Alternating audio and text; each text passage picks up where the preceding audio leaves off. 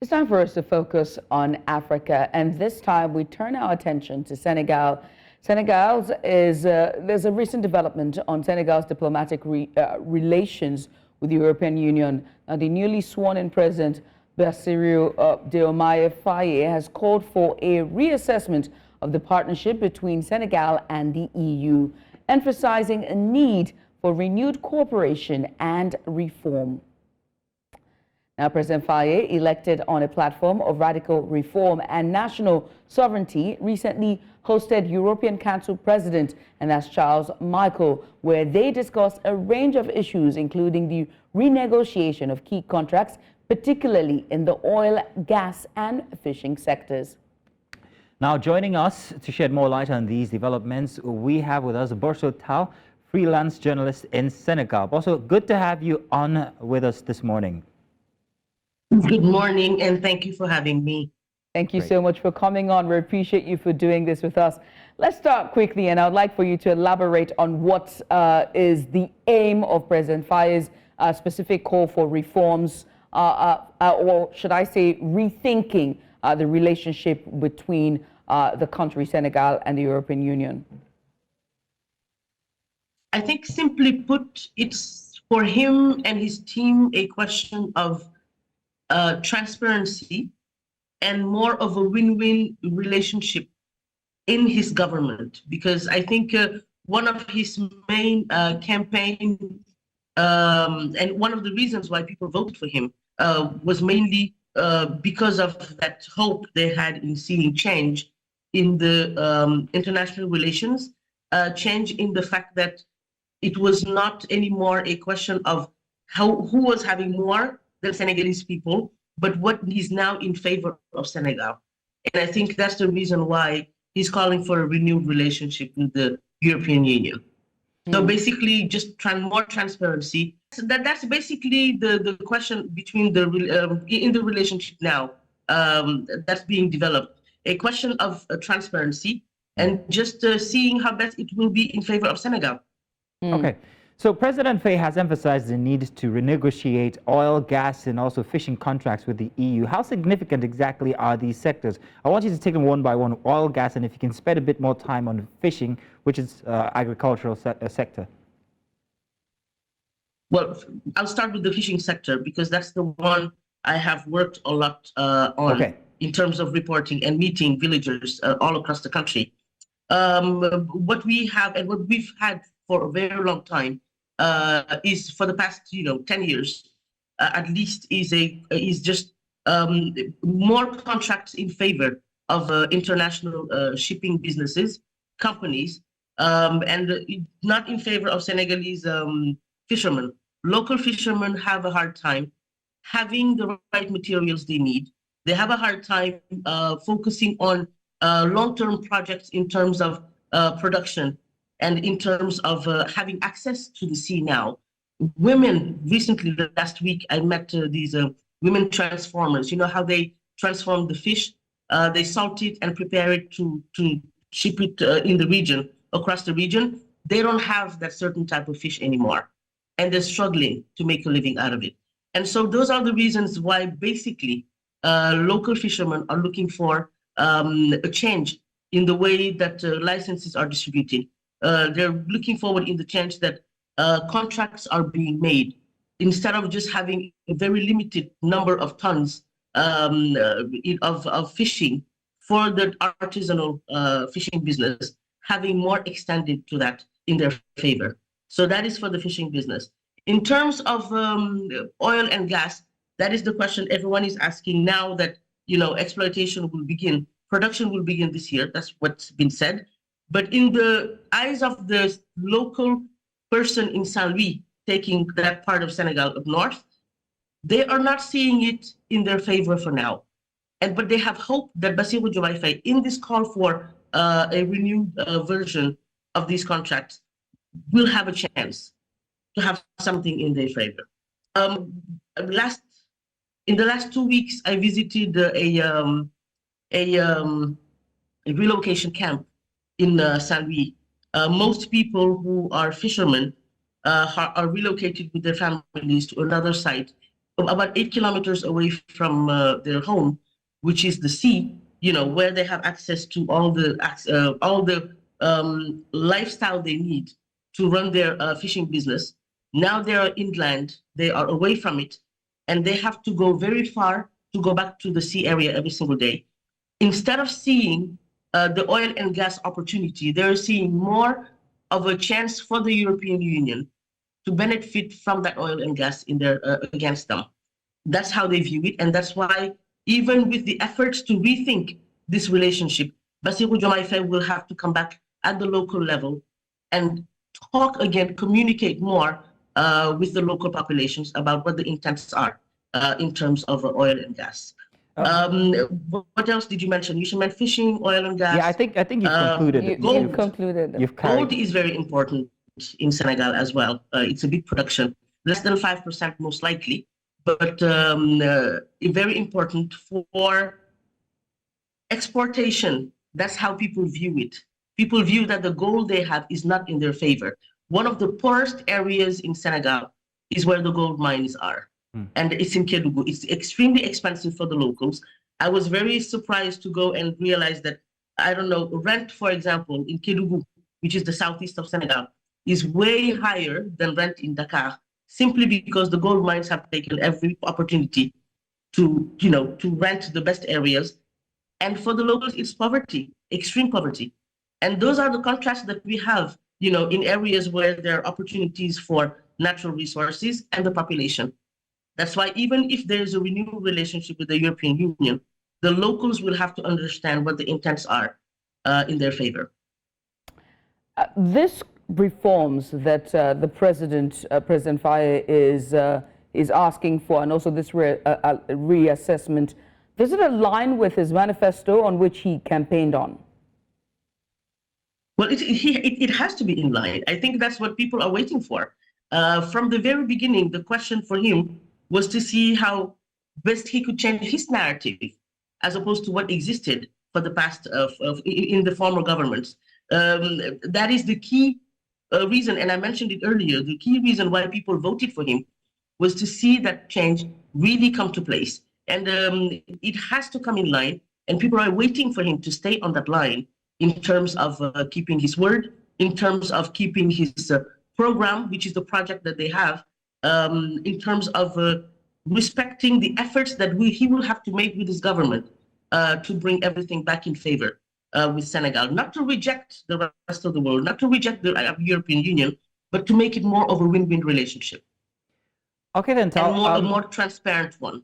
All right. As opposed to former contracts. Okay.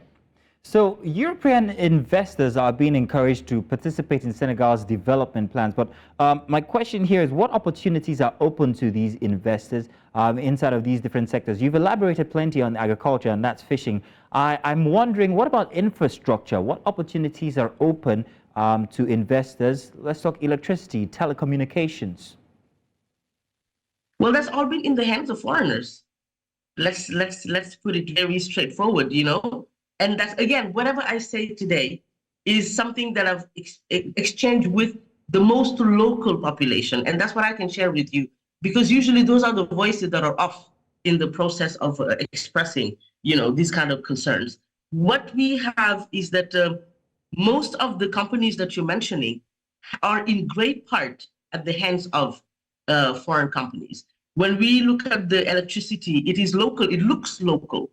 But then the question is, where do the funds go? Where is the budget for it? And what part do Senegal have for that budget? When we look at the water system, we recall years back that one of the pipes blew off, and it required expertise from France to come and fix it, while we have local experts who were able to have that job done. When we look at, I don't know, anything else, everything else, the transportation, the toll system, is in the hands of either France or a part of Chinese companies. That tells you a lot about what's at the hands of Senegalese finances and what's not.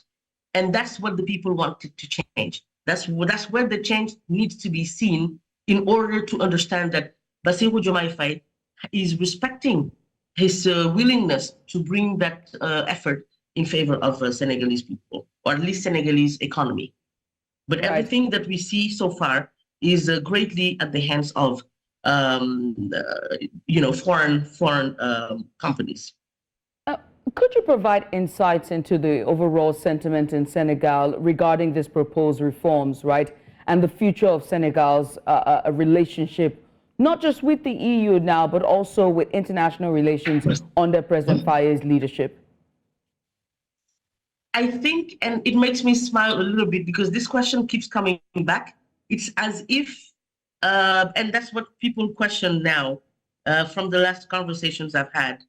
It's as if people worry that President Bassirou Diomaye Faye and his government will not respect the international code or the international relationship as understood until here. When they talk about, today they talk about reform, but a few months or years back, I think their conversation was more radical. The vocabulary they used was more radical. And now people kind of clung on to that way of saying or that talk as opposed to what is being expressed now. It's all about reform. When we look at the CFA, for example, the currency that we use, for quite some time, the question is still about, are we talking about radically changing the CFA or booting it out, or are we talking about reforming? On many occasions, Bassirou Diomaye Faye, President Diomaye Faye, said that it's all about reform, seeing the best way they can kind of change it in order to have something better in terms of Senegal economy. However, radical change cannot happen right now. Radical change will take a certain process, and it will take the time it will take. And that is why more and more people now are understanding that the first 5 years of his presidency are probably going to be in that process of seeing how best things can be reviewed and changed, not immediately, but at least in the processing. And the efforts are being made for now. They've only been here for a month, and I think that's what people are hoping for. So they're kind of giving them, the sentiment right now is to kind of give them a time to, not to test them, but to give them the space to have those kind of reforms at least drafted outside of the project that they introduced to the population during the campaign. All right, BORSO, at least making it see how it will work, yes. Now, let's ask, now we've got all these informations, but how are the people, the locals that you've been talking about that make the greater population, how are they receiving these changes, these informations of change that are coming? It depends on who you talk to. One of the first moves from the mayors across the major cities, especially Dakar.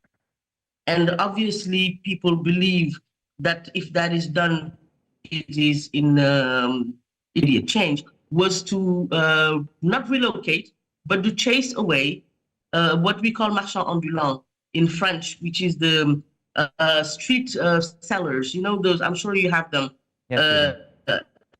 on your side as well. But the way they are all around Dakar, the way they use the space is not how it is good for the city. And so what's happening is that for the past weeks, they're being taken away, they're being stopped in their businesses, and that is not something that they appreciate. Most of those people, when questioned, say that that's not how they thought Bassirou Diomaye Faye, and it all goes back to Bassirou Diomaye Faye. They're not seeing that these are different branches. You know, the mayor office exists with decisions to make, and the decision comes from there. But because it's a new government, everything that is done is taken into the account of the government. And so being taken away from their regular sites of work, to them is not something that they have invested for when fighting for President Diomaye Faye. And it's a lot of frustration mounting in that area of marchands ambulants, saying that this is not how they thought that the outcome would be immediately against them. Instead of viewing it as an effort to clear up the space and an effort to probably ultimately find another location for them, they're not seeing it like that. How they're seeing it is that they're being stopped in their effort to have a living and bring food back to their families. And that is just something that I can give to illustrate on that sector, how the informal sector being changed in their way of selling and in their way of using the space across the city. How are they viewing that? In other sectors, people are just expecting and waiting. People are just expecting and waiting. In the public sector, there is this new reform that's been implemented not very long, which is now to force public servants like workers to kind of point in at what time they come and at what time they leave, which is so far away from the habit of workers here. So we have yet to see how many people are going to respect it and what the consequences will be. So right now what we have is just on a daily basis, Senegalese people are on the expectation.